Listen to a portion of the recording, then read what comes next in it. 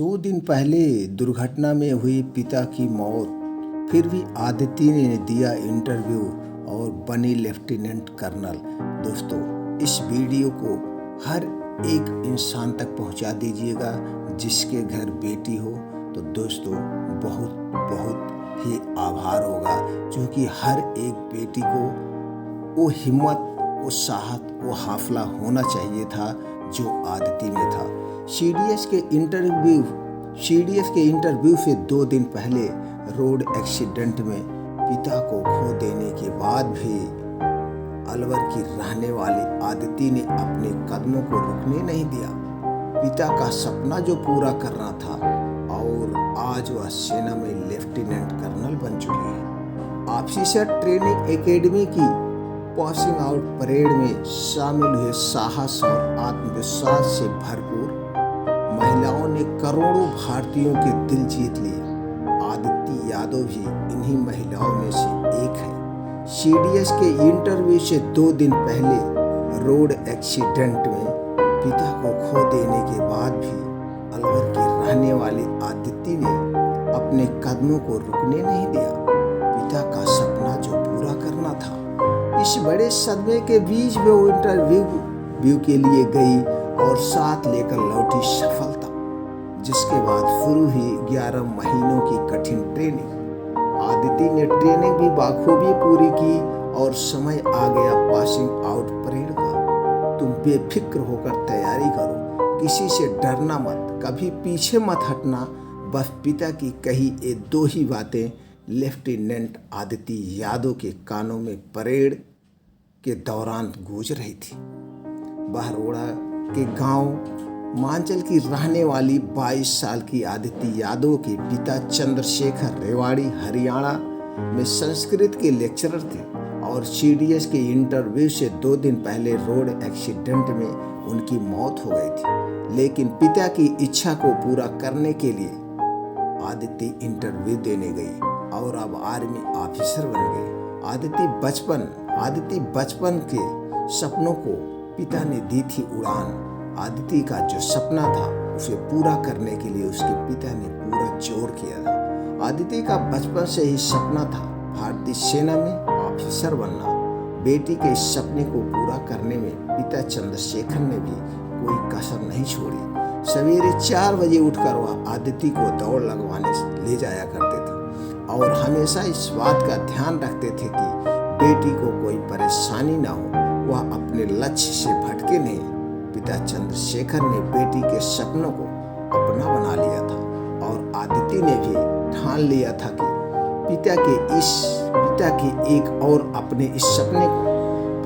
अपने सपने को पूरा करके ही दम लेगा। साल 2020 में सीडीएस की लिखित परीक्षा पास करने के बाद आदित्य यादव के पास इंटरव्यू की तैयारी के लिए करीब 1 महीने का समय था।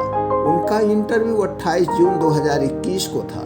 इसके लिए वह 15-15 घंटे लगातार तैयारी कर रही थी, पढ़ रही थी।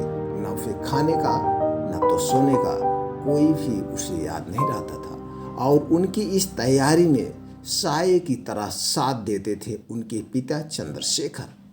लेकिन एक दिन रात के करीब 8 बजे आदित्य के पिता स्कूटी से बाजार के लिए निकले।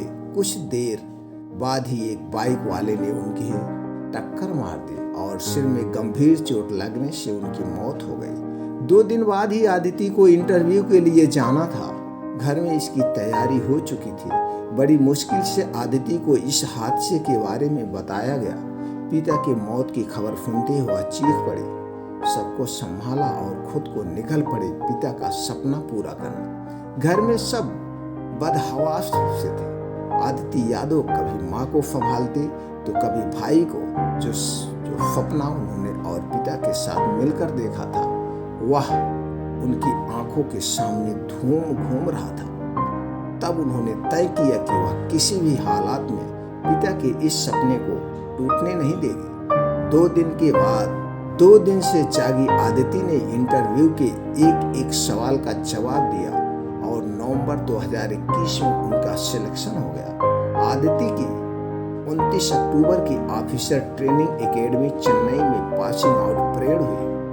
22 साल की आदिति ऑफिसर ट्रेनिंग एकेडमी से ट्रेनिंग पूरी कर जब आर्मी में लेफ्टिनेंट बन गई, लेकिन परेड के समय भी उनकी आंखें स्टैंड में केवल अपने पिता को ढूंढ रही थी। हालांकि उन्हें पता था कि अब वह इस दुनिया में नहीं है। परेड खत्म हुई तो आदिति के चेहरे पर पिता का सपना पूरा कर लेने की खुशी और आंखों में उन्हें खो देने का गम था। परेड से निकलकर उन्होंने पहला सैल्यूट अपने लेक्चरर माँ विकास यादव और बड़े भाई मेजर भरत यादव को किया। इसके बाद दूसरा सैल्यूट उन्होंने छोटे भाई कैप्टन विशाल यादव को किया। ये दोनों आदिति के ताऊ के बेटे हैं। आदिति का छोटा भाई हर्षवर्धन 19 साल का है और वह कंप्यूटर साइंस से बीटेक कर रहा है। बेटी को देखकर माँ की आंखों में आंसू थे और आदिति का मन भी भारी था, क्योंकि जिस मुकाम पर वह आज खड़ी थी वहां तक उन्हें पहुंचाने वाला शख्स उनके पिता साथ जो नहीं थे। दोस्तों, हर एक बेटी को आदिति से सीख लेनी चाहिए और वो अपने हौसले को बुलंद रखते हुए अपने सपने को पूरा करे, अपने परिवार के सपने को पूरा करे और अपना सपना पूरा करके एक अलग मुकाम बनाए। यही हर इंसान, हर लड़के, हर बेटी का कर्तव्य होता है। दोस्तों, अगर आपको इस कहानी से प्रेरित है, इस कहानी को लगता है कि हम दूसरे तक पहुंचाकर हर एक लड़की को प्रेरित किया जा सकता है उसे सफलता पाने के लिए, हर एक वो लड़की जो निराश उदास बैठी है, अपने सपने को पूरा नहीं कर पा रही, उस तक पहुंचाया जाए, वो भी अपने सपने को पूरा करे।